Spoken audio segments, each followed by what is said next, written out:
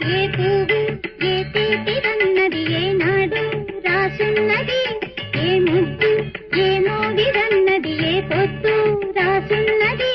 బంధాలై పెనవేయు వయసుకు